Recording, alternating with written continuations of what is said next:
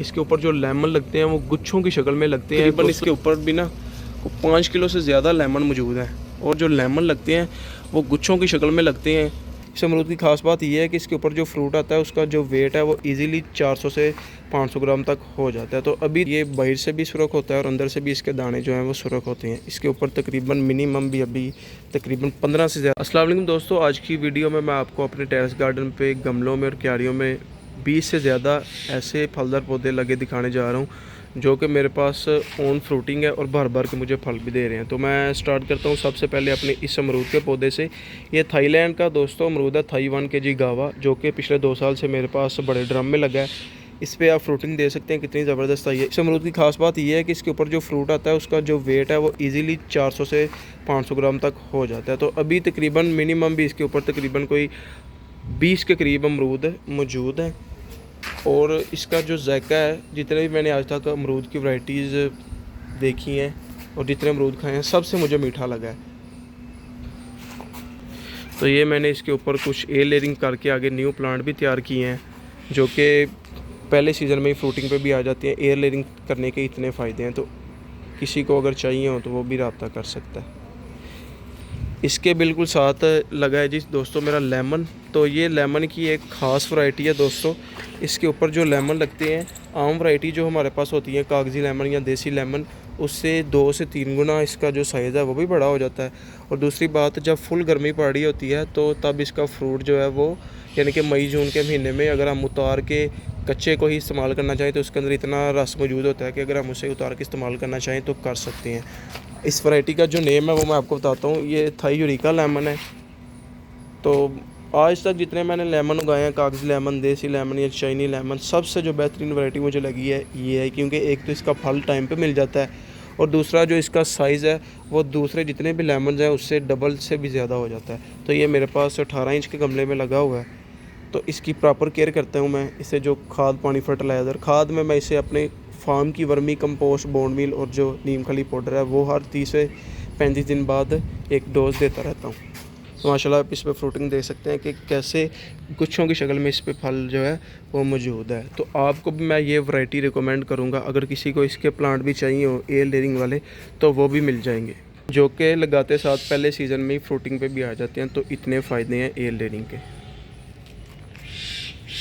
ये देखिए, ये मेरे पास 18 इंच के गमले में लगा हुआ है। इसी के बिल्कुल साथ इसका छोटा पौधा जो कि मैंने एयर लेयरिंग से तैयार किया था वो है। नेक्स्ट दोस्तों 18 इंच के गमले में बड़ा मेरे पास ये मौसमी का पौधा है। इसकी जो है वो इस दफ़ा थोड़ी सी इसके साथ एक मसला चल रहा था, वो ये था कि इसका ट्रंक बहुत मोटा हो गया था। इस पर जो फ्लावरिंग आई थी वो जड़ गई थी। उसकी रीज़न ये है कि देखिए इसकी रूट्स आपको ऊपर नज़र आ रही हैं, यानी कि इसे अब ज़रूरत है बड़े गमले की। तो ये 18 इंच का गमला है, तो गमला मुझे इसका जो है वो रिपोर्ट करना पड़ेगा। इसको मज़ीद आगे मैं यहाँ तो 24 इंच के गमले में लगाऊंगा, या इसको बड़ी कोई क्यारी बना के छत पे उसमें लगाऊंगा। तो फिर ये जो है वो अपनी ग्रोथ पे भी और फ्रूटिंग पे भी ध्यान देगा। इसके साथ दोस्तों ड्रम में मेरे पास लगा है जी थाई एप्पल बेर। एप्पल बेर का जो प्लांट है ये भी एयर लेयरिंग से तैयार हुआ है। तो एयर लेयरिंग वाले पौधे के देखिए कितने फ़ायदे होते हैं। ये अभी छोटा सा पौधा है, यानी कि देख लें इतना कमज़ोर है कि अभी इसको मैंने स्टिक के सहारे से एडजस्ट किया। तो अभी ही ये देखें फ्रूटिंग पे भी आ गया। इसके ऊपर देखिए आप फ्लावरिंग आना शुरू हो चुकी है। तो अगर ये बीज से उगा होता तो ये 4 से 5 साल से पहले फ्रूटिंग पे ना आता। तो आपने हमेशा एयर लेयरिंग वाला या ग्राफ्टेड पौधा ही चूज़ करना है गमलों में उगाने के लिए। चाहे आप ज़मीन में भी उगा रहे हैं, आपको ये पहले साल ही फल दे देगा। तो हमारे पास सभी जितने भी आपको मैं पौधे दिखा रहा हूँ, इनके एयर लेयरिंग वाले तैयार पौधे जो कि मैंने खुद किए हैं वो मौजूद हैं। आप ऑर्डर करके हमसे मंगवा सकते हैं। इसके साथ एक और मौसमी का पौधा जो कि 18 इंच के गमले में लगा है। नेक्स्ट मैं आपको अपनी छोटी क्यारी में लगा अनार का पौधा दिखाता हूँ। दोस्तों ये अनार जो है ये थाई रेड एंजल अनार है। ये मुझे टेरेस गार्डन में सबसे ज़्यादा पसंद।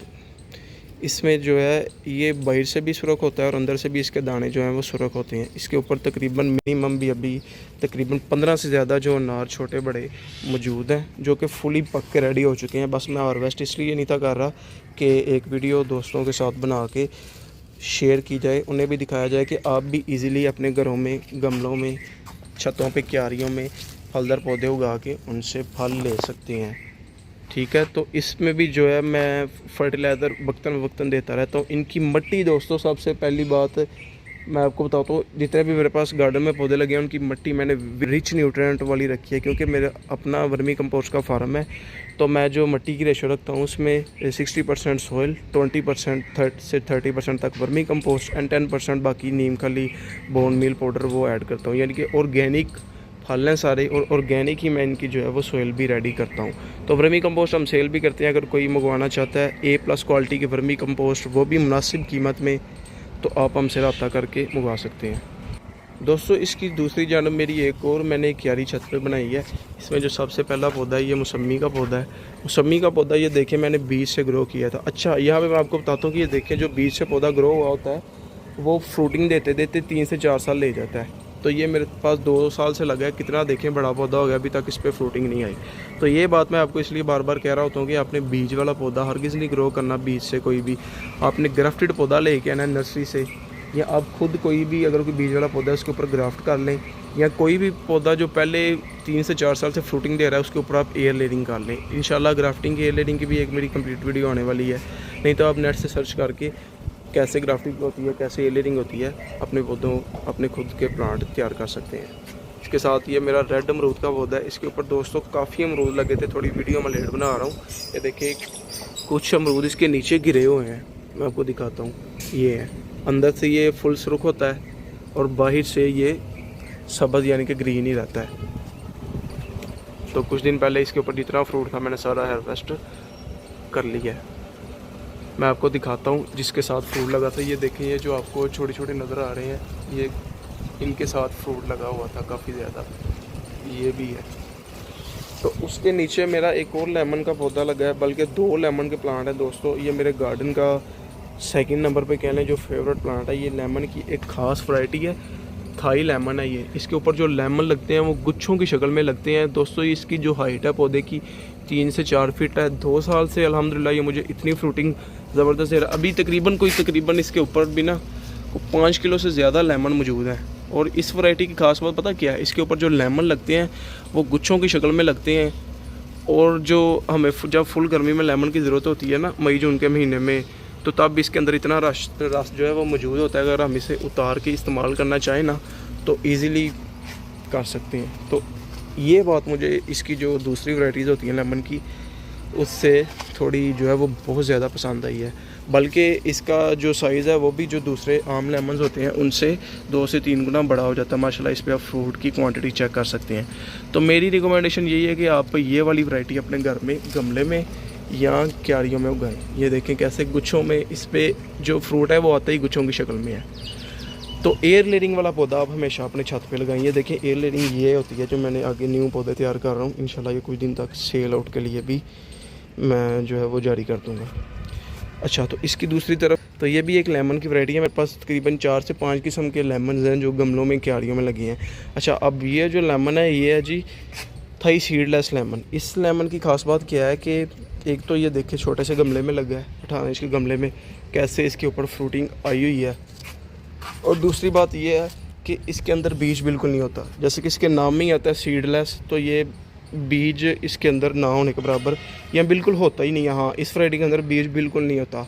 इसका साइज़ भी जो है वो प्याज जितना हो जाता है, तो ईज़िली आप इसे यूज़ कर सकते हैं क्योंकि इसमें सीड नहीं होता। इसके साथ एक और गमले में जो है पिंक अमरूद है।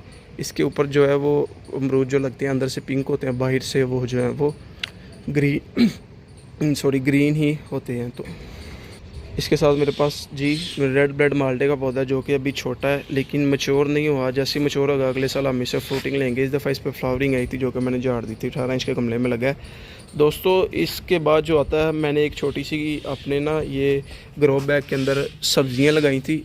छोटे से ग्रो बैग के अंदर ये जो सब्ज़ियाँ लगाई थी, इसमें मेरे पास बैंगन लगे हैं। इससे मैंने इस साल जो है वो बैंगन हार्वेस्ट किए थे, तो अभी भी इसके ऊपर छोटे मोटे बैंगन मौजूद हैं। अब मैं इसे जो है वो खाद दूंगा दोबारा इस मौसम में। वर्मी कंपोस्ट हो गया, नीम खली और बोन मील अपने फार्म की, तो इंशाल्लाह फिर अपनी ये ग्रोथ अच्छी करेगा। ये जो आपको घास टाइप इसमें नज़र आ रही है लगी हुई, ये लेमन ग्रास कहवा है दोस्तों। इसके पत्ते एज आ टी कहवे के तौर पे इस्तेमाल होते हैं, ठीक है।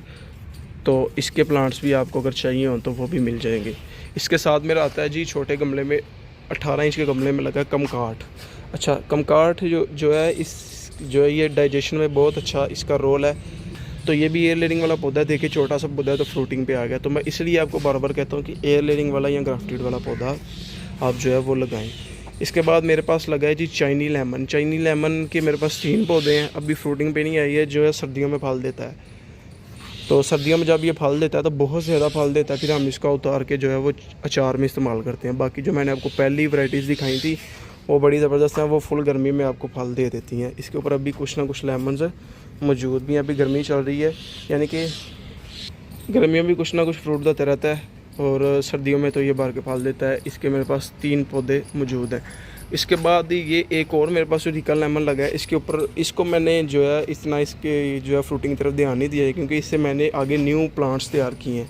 ये ऑलरेडी जो है वो फ्रूटिंग के ऊपर है, तो मैंने सोचा इसके न्यू प्लांट्स रेडी करता हूँ सेल के लिए। जिस दोस्तों को चाहिए हो लेमन की सबसे ज़बरदस्त वैरायटी तो उनको भी बेचते हैं दोस्तों। उसके बाद मैं आपको अपनी एक और क्यारी दिखाता हूँ जो कि मेरी दूसरी जानब गमलों के मौजूद है। इसमें जो सबसे पहला प्लांट है ये है जी ब्लैक अमरूद का पौधा। इसके जो पत्तों से ही आपको पता चल रहा है कि ये अमरूद है, और इसके जो ब्लैक लीव्स हैं वो इसकी आइडेंटिटी देते हैं कि ये ब्लैक अमरूद का पौधा है। इसके ऊपर जो अमरूद लगता है वो ब्लैक कलर का होता है। तो इस दफ़ा अमरूद लगे भी थे, जो कि एक ही अमरूद लगा था, बड़ा हुआ था, तो मैंने हार्वेस्ट कर लिया था।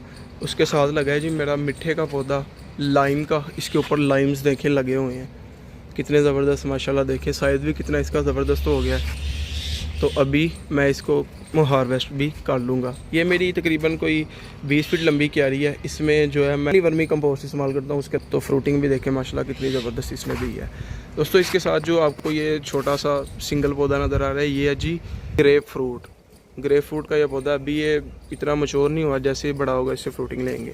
इसके बाद एक लेमन की खास वैरायटी आ जाती है जी बुड्ढा हैंड सीडलेस लेमन। इसका जो इस लेमन की जो शेप है वो इस तरीके की बन जाती है, जैसे एक हाथ का पंजा नहीं होता, पंजा टाइप, इस तरीके की इसकी शेप बन जाती है।